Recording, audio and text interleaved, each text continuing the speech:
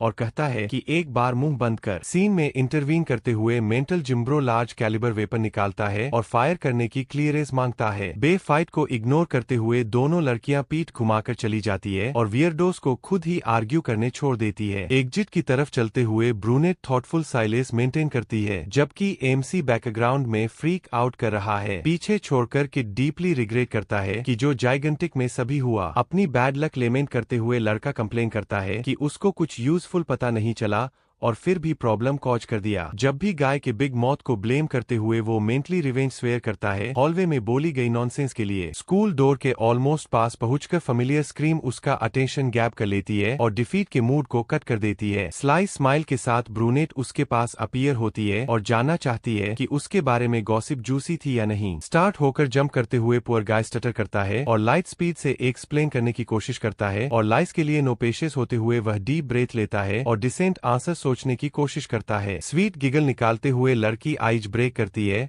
और दिखाती है कि उसने कुछ सीरियसली नहीं लिया। रिलीव्ड होकर लड़का अपनी लाइफ की कसम खाता है कि वह उसके बारे में बिहाइंड हर बैक बिल्कुल भी बैड नहीं बोल रहा था। थ्योरी कंफर्म करते हुए हटी कहती है कि उसने ऑलरेडी फिगर आउट कर लिया था कि यह सब उसके लेजी फ्रेंड का इन्वेंशन था। सब्जेक्ट ड्रास्टिकली चेंज करते हुए वो बॉम्ब ड्रॉप करती है और डिमांड करती है कि लड़का फिर से उसको घर वॉक करे। रास्ते वाले जैगेंटिक हिल के बारे में सोचते हीरो नर्वसली स्वेट करने लगता है। अपने माइंड के बैक में जिम्ब्रो उसकी कॉन्शियस पोक करता है और याद दिलाता है कि वह सच में उसके बारे में सीक्रेट में बात कर रहा था। पीस मेंटेन करने की कोशिश में एमसी एग्री करता है कि इन्वेस्टिगेशन को अंदर रैप्स रखना बेटर है। हेवलीस करते हुए किड अपना फेट एक्सेप्ट करता है और अंदर राउंड ऑफ फिजिकल टॉर्चर के लिए प्रिपेयर हो जाता है। हिल के फुट पर पहुंचकर ब्रूनेट अपने ट्रैक्स में स्टॉप हो जाती है और क्लाइम को अटमोस्ट लेजीने से देखती है। अपना इमेजिनरी इलनेस कार्ड यूज करते हुए वो स्वेयर करती है कि अगर वह अकेले क्लाइम करेगी तो फेंट हो जाएगी। नए सिम्टम्स इन्वेंट करते हुए वो हेडेक और शॉर्टनेस ऑफ ब्रेथ को परफेक्ट एक्सक्यूजेस लिस्ट करती है। पॉल ड्रामेटिक होते हुए वो पीठ घुमाती है और लड़के को कहती है कि उसको हिल पर पुश करो। टोटली कंफ्यूज्ड होकर हीरो बेजार ऑर्डर को क्वेश्चन करता है, जबकि लड़की पुअर गाय को रश करती है। दुनिया भर की केयर के साथ वो अपने हाथ उसकी बैक पर रखकर पुश शुरू करता है। फर्स्ट स्टेप लेते ही हॉय मेथड को इमीडिएटली अप्रूव करती है और कहती है कि क्लाइंब अब बहुत इजियर हो गया। लड़के के हाथ अपनी बैक पर फील करते हुए वो थोड़ी सी गिगल लेती है और कहती है कि यह टिकल्स कर रहा है। सुपर वियर्ड मोमेंट में ब्रूनेट कंफेस करती है कि वो टच के सेंसिटिव है, जबकि किड एम्ब्रेसमेंट से फ्राई हो रहा है। सिचुएशन के डेंजर को रियलाइज करते हुए एमसी मेंटली बैक करता है कि वो यह डबल मीनिंग जोक्स बंद कर दे। टोमेटो की तरह रेड होकर उसका ब्रेन ऑलरेडी डेंजरस थ्योरीज पर काम करने लगता है। फ्रीली डे ड्रीमिंग करते हुए किड इमेजिन करता है फ्यूचर जहां वो दोनों इतने इंटीमेट है कि प्लेफुल बंटर कर सके। अपने मेंटल ट्रिप में वो खुद को हॉट को बैक पर कैरी करते हुए देखता है जैसे ट्रू प्रिंस चार्मिंग। क्लैपिंग करते हुए उसका जिम ग्रो पार्टनर डेल्यूजन को अप्रूव करता है और सीन के रोमांटिसिज्म की प्रच करता है। मैडनेस एक्सेप्ट करते हुए लड़का एग्री करता है कि ड्रीमिंग का कोई कॉस्ट नहीं है जब तक कंट्रोल नहीं छूटता। रियलिटी में वापस डेस्परेट स्क्रीम उसका नाम कॉल करते हुए इल्यूजन बबल बस्ट कर देती है। पैनिकिक में ब्रूनेट कंप्लेन करती है कि वह बहुत फास्ट पुश कर रहा है और वह फेस प्लांट कर जाएगी। रियलिटी में वेक अप होते हुए किड इमीडिएटली सॉरी बोलता है सडन जोड़ के लिए। ऑलमोस्ट आउट ऑफ ब्रेथ होते हुए लड़की लड़की अपनी नी पर लीन करती है और हिल पर रश के बाद ब्रेथ कैच करने की कोशिश करती है। हिल के टॉप से सिटी व्यू एडमायर करते हुए लड़का कमेंट करता है कि यह जगह कितनी ब्यूटीफुल है। सीजी को फर्स्ट टाइम नोटिस करते हुए एमसी सनसेट की ब्यूटी से शॉक्ड हो जाता है। ऊपर से ऑनेस्ट होते हुए वो कन्फेस करता है कि उसको आइडिया भी नहीं था कि घर के इतने क्लोज इतना कूल व्यू पॉइंट है। टायर्ड होने के बारे में एग्री करते हुए हॉट ग्रम्बल करती है कि फेक एनीमिया वाले के लिए यह सारी ब्यूटी वर्थ नहीं। प्लेफुल टोन में वो लड़के को थ्रेटन करती है और कंप्लेन करती है कि फोर्स्ड क्लाइम ने एक्सट्रीम एग्जॉशन कॉज कर दिया। एक मोमेंट के लिए साइलेंट होकर दोनों साइड बाय साइड खड़े रहते हैं और इवनिंग ब्रज एंजॉय करते हैं। उसकी तरफ फेस टर्न करते हुए ब्रूनेट स्माइल क्रैक करती है और कहती है कि आज का स्लिप अप सिर्फ व्यू की वजह से फॉरगिव कर दूंगी। मोमेंट से कैप्टिवेटेड होकर हटी एग्री करती है कि यह जगह सच में ब्यूटीफुल है देखने के लिए। उसकी स्माइल ऑब्जर्व करते हुए हीरो चबी गाय का सिनेस्टर वार्निंग याद करता है वेडोरा के बारे में। डाउट में किड वंदर करता है कि उसमें कोई फ्लॉस ना देख पाना भी कुछ स्ट्रेंज काउंट होता है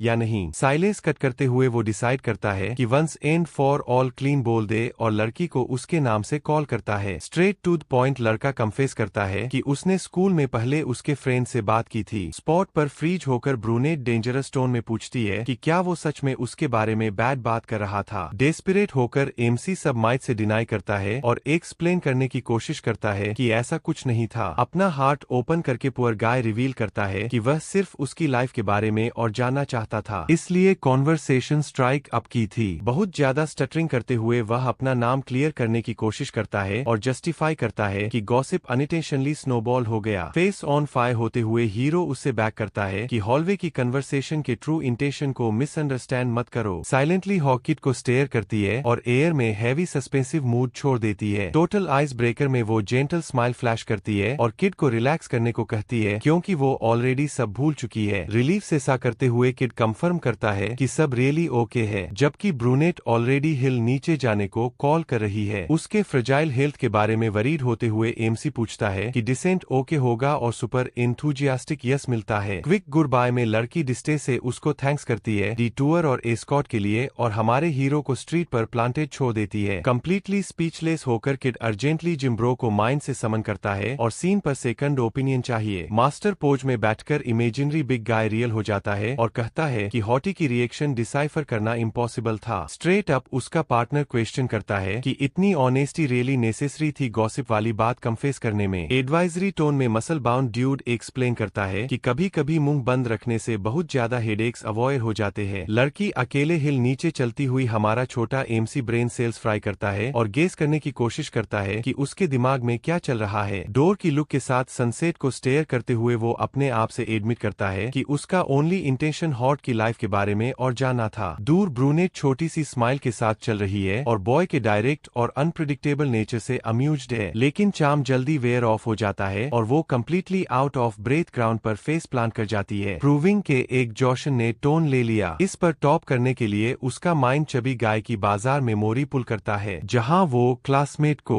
ब्रेड के पीस के लिए स्किन अलाइव करने की थ्रेड दे रहा था। अगर आपको ये वीडियो अच्छा लगा हो तो वीडियो को लाइक जरूर करें और ऐसे ही नए नए वीडियो देखने के लिए हमारे चैनल को सब्सक्राइब करें। साथ ही बेल आइकन को ऑन करना मत भूलिए ताकि हमारे हर नए वीडियो की नोटिफिकेशन आपको सबसे पहले मिले।